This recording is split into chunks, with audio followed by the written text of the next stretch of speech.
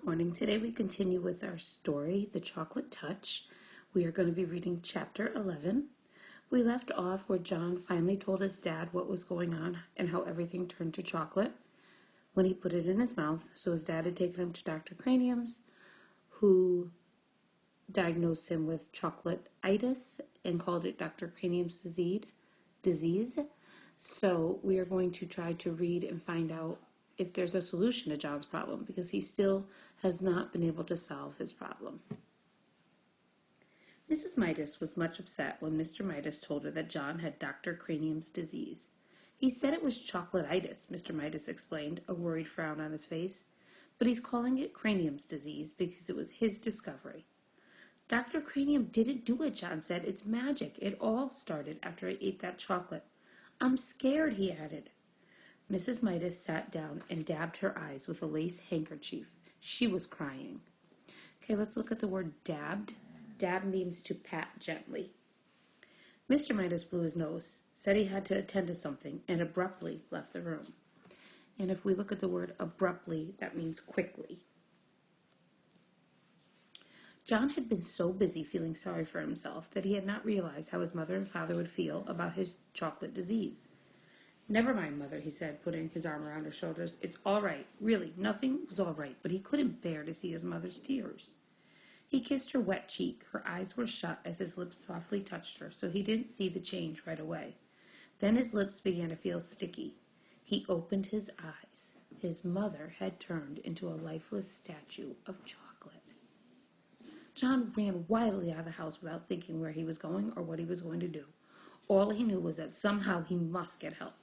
For the first time in a long while, he forgot about himself altogether. Now he didn't care about anything but bringing his mother back to life.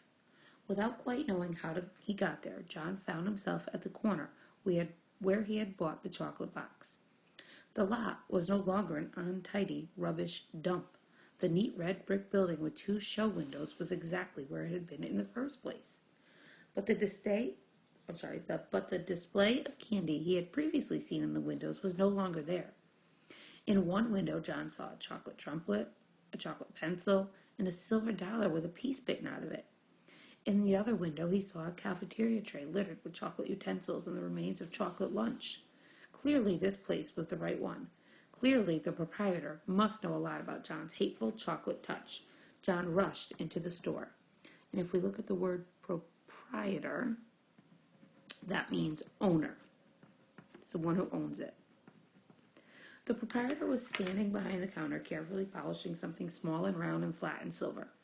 I was just thinking of you, he said. John had no time to waste on pleasantries. Remember the old coin I found and gave you, and you gave me a magic chocolate? He demanded. Without waiting for a reply, he babbled on. I ate it, and it made everything that touches my mouth turn to chocolate. And I kissed my mother, and now she's chocolate, and I've got to change her back. Easy now, murmured the storekeeper. Calm yourself. There was an expression of satisfaction in the old man's eyes.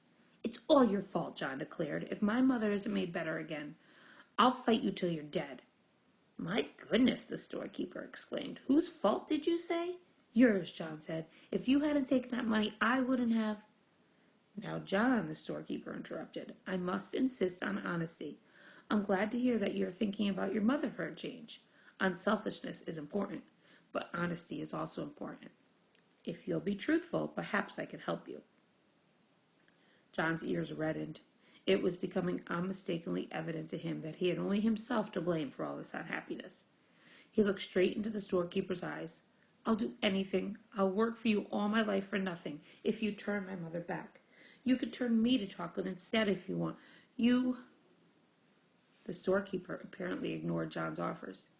You were right, John, he said, when you guessed that I had something to do with you acquiring the chocolate touch.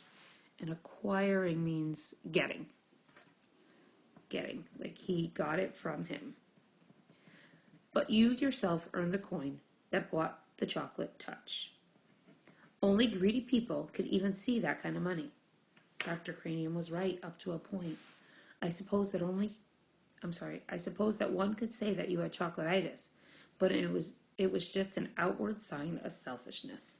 My mother, John reminded the storekeeper frantically. My mother's turned to chocolate. Do something about it. Oh, please do something about it. I'm glad you are I'm glad that you are concerned, the storekeeper commented unhurriedly.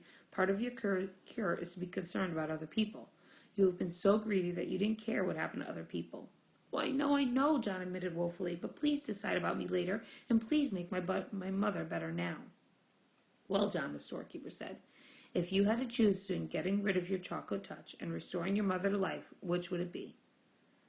For one moment, John couldn't help imagining a future of all chocolate meals. The thought was terrible.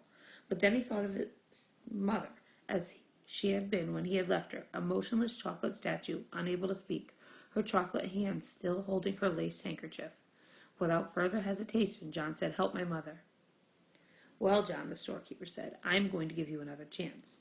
When next you go to school, your chocolate pencil will be a real wooden pencil with lead in it. But John began to protest. What did the pencil matter? The chocolate knife and fork and spoon you left on your tray in the cafeteria will have turned back to metal. Your chocolate trumpet will be a shiny gold one again. But, John said, don't worry about Dr. Cranium's spoon. He will find a whole silver one on the floor where the broken chocolate one lay. But how about, John said, Susan Buttercup will discover that the chocolate stains on her party dress and her party shoes were nothing but water after all. Her silver dollar will be all right. John could stand the suspense no longer. My mother, he shouted. What about my mother? Will she be all right? The storekeeper smiled. Why don't you run along home and find out, he suggested. John turned without even saying goodbye and ran out of the store. The storekeeper went back to the disc that he had been polishing, a disc the size of a quarter. It had to be polished smooth, ready for a new set of initials in case the need for them should arise. Okay, so we figured out John's solution to his problem. Finally, it was he needed to think of others and put them first. So he had to stop being selfish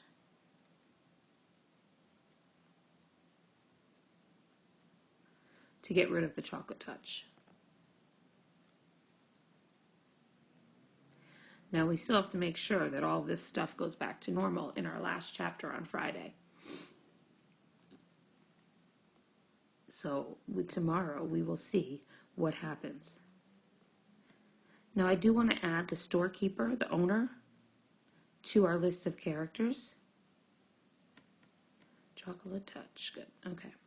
So our solution is done. The solution is he needed to think of others, stop being selfish to get rid of the chocolate touch. Our characters, I want to add in the storekeeper, because he did play quite a big role in this story now. Between his part at the beginning and his part towards the end, he played a big role, okay? And we could add in a setting. Actually, let me go back to that page. We have enough room. The setting, we will add in the store. And we're going to call it the chocolate store because that's where John got his chocolate. Because again, he was there for this whole chapter pretty much. So that's a big part of our story.